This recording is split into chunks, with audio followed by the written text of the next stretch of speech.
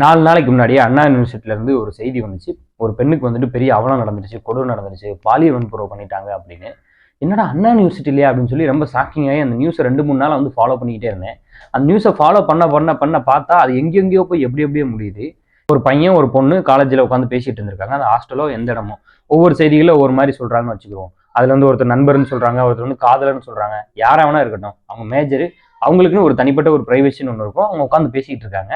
காலேஜுக்கும் ஹாஸ்டலுக்கும் சம்மந்தம் இல்லாத ஒரு ஆள் உள்ள வந்து அந்த பொண்ணை மிரட்டி அந்த பையனை அடிச்சு இந்த பொண்ணுகிட்ட வந்து பாலியல் வன்புணர்வு பண்ணியிருக்காரு. இதை வந்து எப்படி எடுத்துக்கிறது அப்படின்னு எனக்கு தெரியல. அதை போட்டோ எடுத்து வீடியோ எடுத்து இந்த மாதிரி வந்து நான் எல்லாருக்கையும் காட்டுவேன், என் கூட இருக்கவங்க ஒருத்தவங்க கார்ல வந்திருக்காங்க, அவங்களோடையும் சேர்ந்து நீ இருக்கணும் அப்படின்ற மாதிரிலாம் வந்து அந்த பொண்ணு ஸ்டேட்மெண்ட் கொடுத்தா வந்து செய்தியில சொல்றாங்க. கேட்கவே ரொம்ப ஷாக்கிங்கா இருக்கு.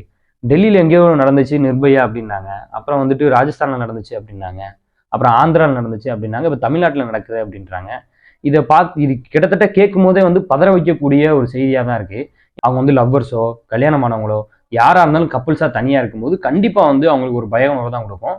ஒரு அன்சேஃப்டான ஒரு சொசைட்டில நம்ம வாழ்றோம் அப்படின்ற மாதிரியான ஒரு உணர்வை கண்டிப்பா கொடுத்துரும். அண்ணா யூனிவர்சிட்டி எப்பேற்பட்ட யூனிவர்சிட்டி, அப்படி இருக்கக்கூடிய ஒரு யூனிவர்சிட்டியில இப்படி ஒரு சம்பவம் நடக்கிறது வந்து எப்படி எடுத்துக்கிறதுன்னு எனக்கு தெரியல. ஏற்கனவே வந்து அந்த பையன் மேல இது மாதிரி பல குற்றங்கள் செஞ்சு எஃப்ஐஆர் வேற பண்ணியிருக்காங்க. அந்த எஃப்ஐஆர் பண்ணியும் அதுக்கடுத்து வந்து திரும்ப அந்த பையன் செய்யறியா அப்படின்னா அப்ப தண்டனை வந்து கடுமையாக்கப்படலையா, இல்ல அதுல ரொம்ப சாதுரியமா வெளியில வந்துட்டானா, சில அரசியல் பின்புலங்கள் இருக்கிறதா வேற சொல்றாங்க. இதை எப்படி எடுத்துக்கிறதுன்னு எனக்கு தெரியல. இந்த செய்தியை வந்து ஒரு அரசியல் பின்புலத்தோடையோ அல்லது ஒரு எதிர்கட்சி அரசியல் செய்யக்கூடிய ஒரு விஷயமாவோ நான் வந்து பார்க்கல. ஏன் அப்படின்னா ஏதோ ஒரு படம் நினைக்கிறேன், எந்த படம் எனக்கு சரியா ஞாபகம் வரல. அந்த படத்துல ஒரு டயலாக் வச்சிருப்பாங்க, இருக்கிறதே வந்து பெண்களுக்கு ரொம்ப சேஃபஸ்டான சிட்டி எதுன்னு பார்த்தீங்கன்னா சென்னை தான் அப்படின்னு சொல்லிட்டு ஒரு சர்வேல சொன்னாங்க அப்படின்னு சொல்லி ஏதோ ஒரு படத்துல வந்து படத்தோட டைட்டில் கார்டு போடும்போதே வந்து சொல்லியிருப்பாங்க.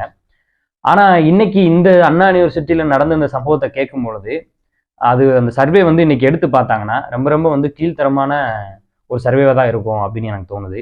ஏன்னா தினம் வந்து நம்ம ஒரு 15-20 செய்தி வந்து ஒரு நாளைக்கு வருதுன்னு வச்சுக்கோங்க. அந்த 20 செய்தியில குறைஞ்சபட்சம் 10 செய்தி 12 செய்தியாவது அந்த பொண்ணுக்கு இங்க நடந்துருச்சு, இந்த பொண்ணுக்கு இப்படி நடந்துருச்சு, காவல்துறையில ஒருத்தர் வந்து இப்படி பண்ணிட்டாரு, ஆசிரியர் வந்து ஒருத்தர் இப்படி பண்ணிட்டாருன்னு ஏதாவது ஒரு வந்து பாலியல் வன்புணர்வு செய்தி வந்துகிட்டே தான் இருக்கு.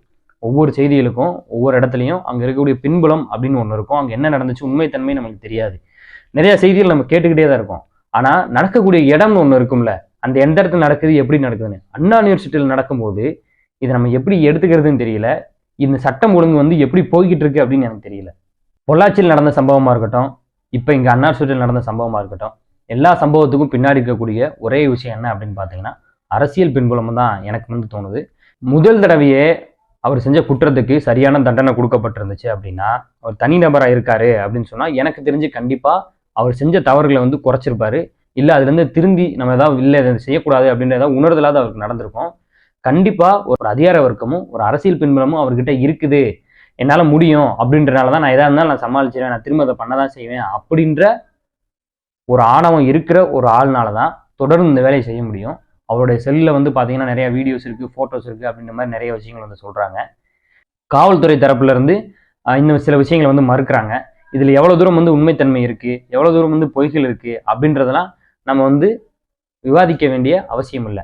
நம்ம பார்க்க வேண்டிய விஷயம் என்ன அப்படின்னா, இது மாதிரியான குற்றங்களுக்கு எவ்வளவு தூரம் வந்து ஒரு சட்ட ஒழுங்கு நடவடிக்கை வந்து எடுக்க போறாங்க, அரசு தரப்புல இருந்து என்ன மாதிரியான நடவடிக்கைகள் வந்து எடுக்க போறாங்க.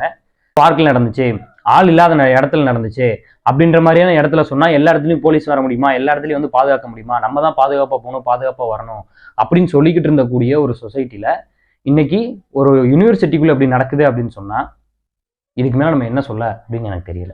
எனக்கு ஒன்னே ஒண்ணுதாங்க தோணுது. ஒரு பையனா என்ன தோணுது அப்படின்னா, ஒரு பொதுவான இடத்துல நாளைக்கு நானே போய் நின்றாலும் அங்க இருக்கக்கூடிய ஒரு 2 பேர் தனியா உட்காந்துருக்காங்க அப்படின்னா அவங்க என்னை என்னவா பார்ப்பாங்க, இவரோட அப்படிப்பட்டவனா இருப்பானோ அப்படின்ற சந்தேகம் கூட அவங்களுக்கு வரலாம். அந்த மாதிரிலாம் யோசிக்கும் பொழுது ரொம்ப ஒரு கில்ட்டான ஒரு சமூகத்துல வந்து வாழ்ந்துகிட்டு இருக்கோம். வக்குரம், வன்மம், வன்புணர்வு கொண்ட ஒரு சமூகத்துல நம்ம வந்து வாழ்ந்துகிட்டு இருக்கோம். அந்த மாதிரியான ஒரு சமூகத்தை நோக்கி போய்கிட்டு இருக்கோம் அப்படின்னு நினைக்கும் பொழுது ரொம்ப ரொம்ப கஷ்டமா இருக்கு. இதுக்கு மேல எனக்கு வேற என்னென்ன வார்த்தைகள் சொல்றது அப்படின்னு எனக்கு தெரியல.